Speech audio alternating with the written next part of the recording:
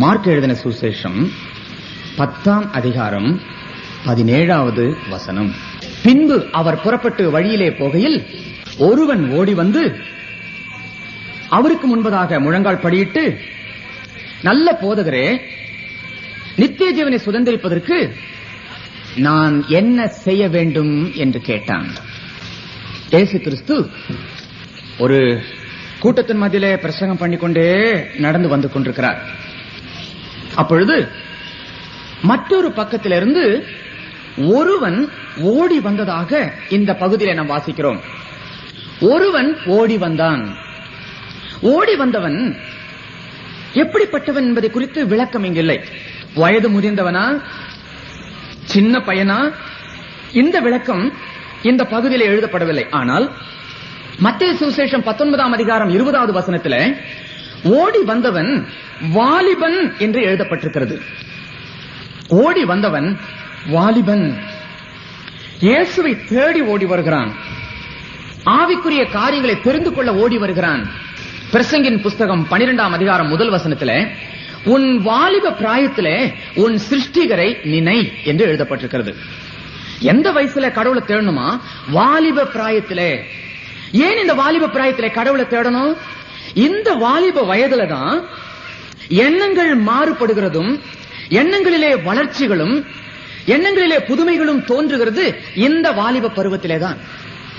எந்த ஒரு மனுஷன் இந்த வாலிப பருவத்திலே கடவுளை தேடி பற்றிக் கொள்கிறானோ அவருடைய வாழ்க்கையின் பிற்பகுதி ஆசீர்வதிக்கப்பட்டிருக்கும். இந்த தம்பி வாலிப பிராயத்திலே தான் கர்த்தரை தேடி வந்தான். வந்தவன் தாமதித்து வரவில்லை, ஓடி வந்தான். இது எதை காட்டுகிறது? அவனுக்குள் இருக்கிற வாஞ்சையை காட்டுகிறது. ஆவிக்குரிய வாஞ்சையை காட்டுகிறது. தேவனை தேடும் காரியத்தில் அவன் தாமதித்து போக அவனுக்கு பிரியமில்லை. முதலாவது 1972வது வருஷம் சிங்கப்பூரிலே ஏசியன் இவாஞ்சலிஸ்டிக் ஃபெலோஷிப்பினுடைய கான்பரன்ஸுக்கு நான் அழைக்கப்பட்டிருந்தேன். கான்பரன்ஸ் ஒரு வாரம் முடிந்தது. அதுக்கு பிறகு சிங்கப்பூரிலே அநேக இடங்களிலே கூட்டங்களுக்கு ஏற்பாடு செய்திருந்தார்கள்.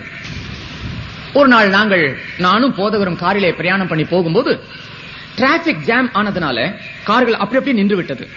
எங்கள் காருக்கு பக்கத்தில் நின்று கொண்டிருந்த ஒரு காரிலே ஓட்டிக் கொண்டிருந்த ஒரு சகோதரனை போதகர் எனக்கு இன்ட்ரோடியூஸ் பண்ணி வைத்தார். ஐயா, உங்களை இந்த நேரத்தில் சந்தித்தது ரொம்ப நன்றி. இவர் இந்தியாவிலிருந்து வந்திருக்கிறார். கூட்டங்கள் ஏற்பாடு செய்யப்பட்டிருக்கிறது. உங்களுடைய வீட்டுக்கு அருகே இருக்கிற ஆலயத்திலும் கூட அந்த கூட்டம் ஏற்பாடு செய்யப்பட்டிருக்கிறது. இந்தாங்க நோட்டீஸ் என்று சொன்னார். நீங்க கண்டிப்பா வந்துடணும். அப்ப அவர் சொன்னார், ஓகே, ஐ வில் ட்ரை என்று சொல்லிவிட்டு நோட்டீஸை வாங்கி பக்கத்தில் வைத்துவிட்டு அதுக்குள் கார் மூவ் ஆனது. அப்படியே புறப்பட்டோம். ஒரு வாரம் ஆனது, வரவில்லை. 2 நாள் ஆனது, 2 வாரம் ஆனது, வரவில்லை. 3 வாரங்கள் நடந்தது. அந்த 3 வார கூட்டங்களுக்கும் எந்த ஆலயத்துக்கும் அவர் வரவில்லை. மற்றொரு நாள் அவரை அசந்தர்ப்பமாக ஒரு ஹோட்டலிலே வைத்து நாங்கள் சந்தித்தோம். நாங்கள் ஆகாரம் சாப்பிட்டுக் கொண்டிருக்கிற இடத்துல வேறொரு பக்கத்தில் அவர் உட்கார்ந்து சாப்பிட்டுக் கொண்டிருந்தவர் எங்களை பார்த்த உடனே எங்கள் அருகே வந்தார். வந்துவிட்டு அவர் சொன்னார், ஐயா, இங்க மறுபடியும் உங்களை பார்த்தது ரொம்ப சந்தோஷம் என்று சொல்லி எங்களை சந்தோஷத்தோடு பேசினார்.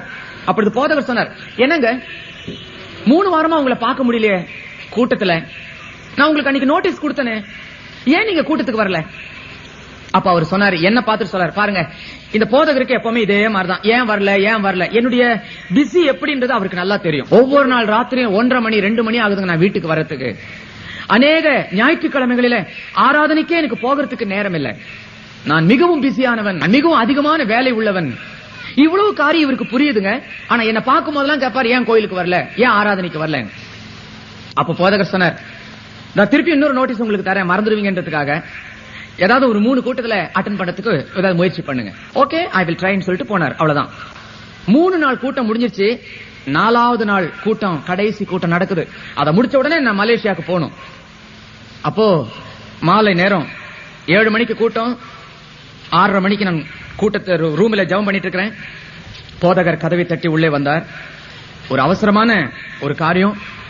நம்முடைய சபைக்கு ரொம்ப முக்கியமான ஒருத்தர் வந்திருக்கிறாரு. அவங்க பையன் ரொம்ப சீரியஸா ஹாஸ்பிட்டல் அட்மிட் பண்ணிருக்காங்க. 1 வாரமா ஹாஸ்பிட்டலே இருக்கிறானா. இன்னைக்கு ரொம்ப சீரியஸ் கேள்விப்பட்டு அவர் ஓடி வந்திருக்கிறாரு. தயவுசெய்து ஒரு வார்த்தை போய் ஆஸ்பத்திரியில போய் ஜெபம் பண்ணிட்டு வந்துட்டா ரொம்ப நல்லா இருக்கும். அப்ப நான் சொன்னேன், ஐயா, இன்னொரு 20 நிமிஷம் 1/4 மணி நேரத்தில் நம்ம கூட்டம் ஆரம்பிக்க போறோம். சிங்கப்பூர் நமக்கு தெரியும், ஏதாவது டிராபிக் ஜாம் ஆகி போச்சுன்னா மணிக்கணக்கு ஆயிடுது. ஆக ஒரு காரியம் செய்யுங்க, 1 மணி நேரம் தான் பிரசங்கம் பண்ண போறேன். அதை முடிச்ச உடனே நாம அவசரம் இல்லாம ஆத்திரம் இல்லாம போய் ஜெபம் பண்ணிட்டு வந்துடலாம். இந்த வார்த்தையை வெளியே நின்னுட்டே கேட்டுட்டு இருக்கிறாரு அந்த பையனுடைய தகப்பன். அவர் திருப்பியும் கதவை தட்டிட்டு கதவை திறந்துட்டு உள்ளே ஓடி வந்துட்டு, டாக்டர் தயவுசெய்து நீங்க அப்படி சொல்லக்கூடாது, தயவுசெய்து நீங்க சொல்லக்கூடாது, என் பையனுக்காக தான் போதகர் இப்ப சொன்னது, ரொம்ப சீரியஸா இருக்கிறான். ஒரு வாரம் டாக்டர்மார் சொன்னாங்க இவனை சுவிட்சர்லாந்து தான் கொண்டு போகணும்னு சொன்னாங்க. எவ்வளவு செலவானாலும் பரவாயில்ல, ஏர் டிக்கெட்லாம் நான் கம்ப்ளீட்டா எடுத்து முடிச்சிட்டேன். ஆனா அடுத்த நாள் டாக்டர் சொல்றாங்க, இனி நீங்க எங்க கொண்டு போனாலும் அவனை சுகப்படுத்த முடியாது, பாடியை மூவ் பண்ணக்கூடாதுன்னு சொல்லிட்டாங்க. இப்போ டெலிபோன்ல தகவல் வந்துச்சு, அவனை நீங்க வீட்டுக்கே தூக்கிட்டு போயிடுங்க, ஒரு சில நிமிஷங்களில அவனுடைய ஆவி அவனை விட்டு போயிடும். ஐயா, இதை கேட்டதுல இருந்து என்னுடைய மனசு வேதனை தாங்க முடியல. எனக்கு இருக்கிறது ஒரே ஒரு பையன், சொத்துக்கெல்லாம் அவன் தான் வாரிசு. உங்களை காலை பிடிக்கிறேன், எப்படியாவது என் பையனுக்கு நீங்க ஜெபம் பண்ணணும், நீங்க தயவு செய்து வரணும். அந்த சகோதரன் யார்? I am very busy man. காலையில் 6 மணிக்கு போனா சாயந்தரம் 5 மணிக்கு தான் நான் திரும்புறேன். அதுக்கு மேல சமூக தொண்டுகள், சோசியல் ஒர்க். ராத்திரி 1:30 மணிக்கு தான் வீட்டுக்கு திரும்புறேன். ஒரு ஞாயிற்றுக்கிழமை எனக்கு கோயிலுக்கு போக நேரம் இல்ல, ஜெபிக்க நேரம் இல்ல, பைபிள் வாசிக்க எனக்கு நேரம் இல்ல. I am very busy man. ஜாக்கிரதை, பிரச்சனைகளும் வேதனைகளும் கூடி வருகிற சமயத்துல நீ கண்ணீர் விட்டு கதறுவ, ஆண்டவர் பாப்பார். அவரும் சொல்வார், I am also very busy man my son, I am very sorry. நானும் ரொம்ப அதிகமான வேலைக்கு இருக்கிறேன். நீ ஒரு குடும்பத்தை பாக்குற, உன் பையனை மாத்திரம் பாக்குற. நான் இந்த உலகத்துல பலருடைய குடும்பத்தையும் பார்க்கணும், பலருடைய பிள்ளைகளையும் பார்க்கணும். நானும் ரொம்ப வேலை அதிகமா இருக்கிறேன், என்ன மன்னிச்சிருப்பான்னு சொல்லிட்டு அவர் கடந்து போயிட்டே இருப்பார். எப்படி இருக்கு உன்னுடைய நிலைமை? கர்த்தரை கண்டடைய தக்க சமயத்தில் அவரை தேடுங்கள். ஜாக்கிரதை, நல்ல சந்தர்ப்பத்தை இழந்து போகாதே. கர்த்தர் உன் பக்கத்தில் இருக்கிறார். வாலிப வயசுல இவன் ஆண்டவரை தேடினான், தாமதித்து தேடவில்லை, மிக வேகமாய் தன்னுடைய ஆவலை அவன் காட்டினான். ஓடோடி வந்து முழங்கால் படியிட்டான். இந்த முழங்கால் படியிடுகிறது கர்த்தருக்கு முன்பதாக காண்பிக்கிற ஒரு தாழ்மையை காண்பிக்கிறது. கர்த்தருக்கு முன்பதாக இந்த வாலிபன் தன் தாழ்மையை காண்பித்தான். முழங்கால் படியிட்டு அவன் கர்த்தரோடு கூட பேசுகிறான். யாரோடு பேசுகிறான்? இயேசு கிறிஸ்துவோடு பேசுகிறான். அந்த திரளான கூட்டத்திலே சீஷர்கள் இருந்தார்கள், மரியாள் இருந்தான். யாருகிட்டையும் போய் கேட்கல. ஜெபம் என்று சொல்லும் போது இயேசுவோடு மாத்திரம்தான் நாம் செய்ய வேண்டும். நமக்கென்று சொல்லி யாருமே மத்தியஸ்த பிரார்த்தனை, பரிந்து பேசுகிற பிரார்த்தனை செய்ய வேண்டிய அவசியம் கிடையாது. டைரக்டாக கர்த்தரோடு கூட நம்ம பேசலாம். பிதாவோடு பேச முடியாது, அதற்காகத்தான் கர்த்தர் குமாரனை அனுப்பினார். நீ இவர் மூலமா நீ என்னென்ன கேட்கிறியோ அதெல்லாம் நான் உனக்கு சாங்ஷன் செய்வேன் என்று கர்த்தர் சொல்லுகிறார். இப்ப இவரோடு நாம் பேசலாம், நாம் தொடலாம், நாம் பழகலாம். அதற்காகத்தான் மனுஷ ரூபத்திலே மனுஷருள் மனுஷராய் அவர் நமக்கு பக்கத்திலேயே வந்திருக்கிறார். ஆகவே இந்த இயேசு கிறிஸ்துவோடு தான் நாம் ஜெபிக்க வேண்டும், வேற யாரோடும் ஜெபிக்க வேண்டாம்.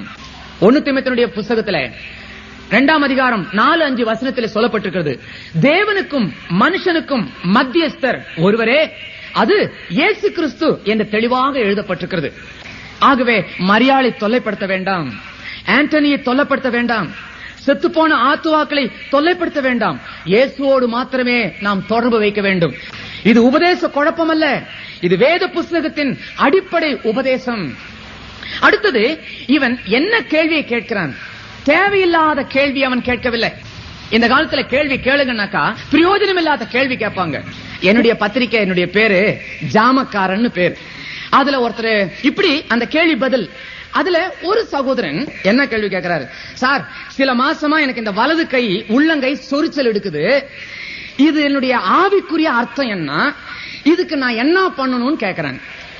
நான் அவருக்கு பதில் எழுதினேன், வலது கை சொரிச்சல் எடுத்தா இடது கை வச்சு சொரிஞ்சுக்குங்க, முடியலன்னா சிரட்டை வச்சு சொரிஞ்சுக்கோ. என்ன கேள்விங்க? சொரு சிறங்கு படம் அமைச்சலுக்கலாமா? நான் பதில் சொல்லணும். ஆவிக்குரிய காரியத்துல எவ்வளவோ பைபிள்ல கேள்விகள் இருக்குது, எவ்வளவோ தெரிந்து கொள்ள வேண்டிய காரியங்கள் இருக்குது. அதெல்லாம் விட்டுட்டு தேவையில்லாத கேள்விகள். ஆனா இந்த வாலிபன் தேவையுள்ள ஒரு கேள்வி கேட்டாயா, சரியான ஒரு கேள்வி கேட்டான். நித்திய ஜீவனை சுதந்திரிப்பதற்கு நான் என்ன செய்ய வேண்டும்? ஆண்டவர் அவனை பார்த்து மிகவும் சந்தோஷப்பட்டார். பிறகு அவன் கேள்விக்கு நேரடியாக பதில் சொல்லாதபடி திரும்ப அவனே ஒரு கேள்வி கேட்கிறார். தம்பி, உனக்கு நியாய பிரமாணம் தெரியுமா? 10 கற்பனைகள்லாம் உனக்கு தெரியுமான்னு கேட்டார். அப்ப அவன் சொல்றான், ஆண்டவரே, நான் சின்ன வயது முதலே நான் அதை கை கொண்டிருக்கிறேன். இவன் என்ன நினைச்சிட்டான்? நியாய பிரமாணம் எல்லாம் நான் கை கொண்டிருக்கிறேன் இல்லையா, ஆகவே எனக்கு நிச்சயமா நித்திய ஜீவன் கிடைச்சிருக்கும். சில சொல்றாங்க, பாருங்க, நான் மத்தவங்க மாதிரி எல்லாம் எந்த குடும்பத்தையும் கெடுக்கிறது கிடையாதுங்க. மத்தவனை கெடுக்கிறது இல்ல. நான் உண்டு, என் குடும்பம் உண்டு, என்னுடைய சபை உண்டு. நான் ஒழுங்கா கோயிலுக்கு போறேன் வரேன். குடிக்கிறது இல்ல, பாவம் செய்யறது இல்ல, விபச்சாரம் பண்ணது இல்ல. அவ்வளவு தூரம் என்னங்க, சிகரெட் பீடி நான் வாயிலேயே வச்சது இல்லைங்க. அவ்வளவு நல்ல ஒரு யோகியன் நான் மிகவும் நல்லவன். இந்த நல்லவன் பரலோக ராஜ்யத்தில் பிரவேசிப்பதற்கு சில தடைகள் இருக்கிறது. பைபிள் சொல்லுது பாருங்க, யோபனுடைய புஸ்தகம் 9ஆம் அதிகாரம் 22வது வசனம் சொல்லுது, சன்மார்க்கனையும் துன்மார்க்கனையும் அழிப்பேன். என்ன நியாயங்க இது? துன்மார்க்கன நரகத்துல பிடிச்சு தள்ளுறாரு. ஆமா, சன்மார்க்கன் என்ன தப்பு பண்ணா ஏன் நரகத்துல பிடிச்சு தள்ளணும்? என்னத்துக்கு துன்மார்க்கனோடு சன்மார்க்கனை கொண்டு போய் அழிக்கணும்? சன்மார்க்கன் என்று சொன்னால் யார் சன்மார்க்கன்? நல்ல நல்ல காரியங்களை செய்கிறவன் சன்மார்க்கன். எப்படி நம்ம சொல்றோம்? வெளியிலே காணப்படுகிற கிரியை வச்சு நம்ம சொல்றோம். டாக்டர் புஷ்பராஜ் ரொம்ப நல்லா பிரசங்கம் பண்றாருங்க, ரொம்ப நல்லா பாட்டு பாடுறார், நல்லா ஜெபம் பண்றார், ரொம்ப யோகியன், ரொம்ப நல்லவர். நீங்க எல்லாம் இந்த மேடையில பாக்குறதுனால சொல்றீங்க. ஆனா என்னுடைய அந்தரங்கம் உங்கள் யாருக்குமே தெரியாது. என்னுடைய உள்ளத்தின் ஆழத்துல நான் என்ன நினைக்கிறேன்றது உங்க யாருக்கும் புரிஞ்சு கொள்ள முடியாது. என் தேவன் அவர் உள்ளத்தை அறிகிறவர். நீங்க என்ன நல்லவன் சொல்லி பரிசுத்தவான் சொல்லி உங்க சர்டிபிகேட் கொடுத்தா அது இந்த உலகத்தோட தான். நான் பரலோகத்துக்கு போகணும்னாக்கா என் இயேசு என்னை பரிசுத்தவானாய் காண வேண்டும். என் இயேசு உள்ளத்தின் அந்தரங்கத்திலே எப்படி இருக்கிறது என்பதை அறிகிறவராய் அதை பரிசுத்தவானாய் கண்டால் மாத்திரமே என்னை பரலோகத்திலே கொண்டு போக முடியும். இந்த வாலிபனுடைய வாழ்க்கையிலும் கூட ஆண்டவர் தெளிவாக எடுத்து சொன்னார், நீ எல்லா காரியத்திலும் யோகியன் தம்பி, ஆனால் ஒரே ஒரு காரியத்துல மாத்திரம் உனக்கு ஒரு குறை உண்டு. அந்த குறையை அருமையாய் சுட்டி காமிக்கிறார். இவனுக்கு இருக்கிற குறை என்ன தெரியுங்களா? இவன் ஒரு பெரிய பணக்காரன், ஏராளமான பணம் இவனுக்கு இருக்குது. இந்த பணம் தான் இவனுடைய ஆவிக்குரிய ஜீவியத்துல வளரவே முடியலன்றதை ஏசாமி கண்டுபிடிச்சிட்டாரு. இது உன்னை ரொம்ப தடுத்துட்டு இருக்குப்பா, ஆவிக்குரிய ஜீவியத்துல உன்னால வளரவே முடியல, இதுதான் காரணம். ஆகவே எது ஆவிக்குரிய ஜீவியத்துக்கு தடையா இருக்குதோ அதை நீ விட்டுட்டா நித்திய ஜீவன். அதுக்குதான் கர்த்தர் சில ஒரு ஆலோசனை அவனுக்கு கொடுத்தார். உனக்கு உள்ளது எல்லாவற்றையும் விற்று தரிதருக்கு கொடுத்துரு, பிறகு உன்னுடைய சிலுவை எடுத்துக்கொண்டு என்னை பின்பற்றி வா. இவ்வளவுதாங்க அவர் ஆலோசனை கொடுத்தார். ஆண்டவர் பணக்காரர்களை வெறுக்கவில்லை. காரணம், ஐஸ்வர்யவான் தேவனுடைய ராஜ்யத்தில் பிரவேசிப்பது அரிதுன்னு தான் சொன்னாரே தவிர பிரவேசிக்க மாட்டான் என்று சொல்லவில்லை. உண்மையிலேயே பணம் தேவராஜ்யத்தில் பிரவேசிப்பதற்கு மிகவும் தடையாக இருக்கும். ஆவிக்குரிய காரியத்தில் பணம் நிறைஞ்ச கர்த்தருடைய பிள்ளைகள் ஆண்டவருடைய ராஜ்யத்துக்கென்றே தன்னுடைய பணங்களை செலவழிக்கும் போது தானும் அனுபவித்து கர்த்தருடைய காரியத்துக்கும் அனுபவிக்க ஏற்பாடு செய்யும் போது கர்த்தர் அதை அங்கீகரிக்கிறார். ஆனால் கர்த்தர் என்ன நோக்கத்தோடு இந்த பணத்தை கொடுத்தார் என்று சொல்லி சிலர் அறியாமல் போகிறதுனாலே தான் தேவ ராஜ்யத்துக்குள் பிரவேசிக்காமல் இந்த உலகத்திலேயே அந்த பணத்தை வச்சு அனுபவிச்சுட்டு முடிச்சிட்டு போயிடுறாங்க. இந்த வாலிபனுக்கு அப்படிதான் இருந்தது. பணம் கர்த்தருடைய ராஜ்யத்திலே பிரவேசிக்கிறதுக்கு உண்மையிலேயே ரொம்ப தடைதாங்க. ஐயா, பணம் இல்லாம ஊழியம் செய்ய முடியாது. பணம் மிக மிக அவசியம். ஆனால் 1 தீமோத்தேயுடைய புஸ்தகம் 6ஆம் அதிகாரம் 10வது வசனம் என்ன சொல்லுகிறது? பண ஆசை எல்லா தீமைக்கும் வேறாக இருக்கிறது. ரூட். தீமைக்கெல்லாம் ரூட் எது? பண ஆசை. பணம் காரணம் அல்ல, பணத்தின் மேல உள்ள ஆசை. அதுதான் வேதம் சொல்லுது. பணம் இல்லாம ஊழியமே செய்ய முடியாது. பணம் ஊழியத்துக்கு ரொம்ப அவசியம். ஆனால் அந்த பணத்தின் மேல உள்ள ஆசை இன்றைக்கு அநேக பேருடைய வாழ்க்கையில தேவனை விட்டே பிரித்து விடுகிறது. அதான் எபிரேயருக்கு எழுதின 13ஆம் அதிகாரம் 5வது வசனத்தில் என்ன சொல்கிறார்? உள்ளது போதும் என்று இருங்கள், உள்ளது போதும் என்று இருங்கள்.